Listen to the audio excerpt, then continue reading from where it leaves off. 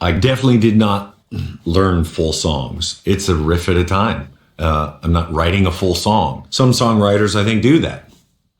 They just start at the beginning and all of a sudden it all flows and then it's done. It's not like that for me. You know, the riff is the basis for the song. You know, like in the early days in Kill 'Em All or Ride the Lightning, you know, hey, we've got 8 riffs. There's 8 songs. That's it, you know. So starting with the riffs, single note riffs, you know, were always pretty easy. Black Sabbath was like the thing to, you could learn a single note riff and feel good about it.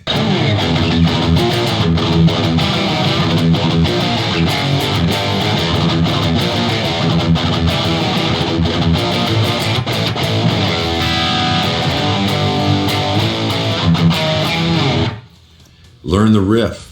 Love the riff. If the riff is good, anything you add onto it will hopefully add to it and make it even better. But if you don't have a good riff, at least in my opinion, it's kind of a dead end.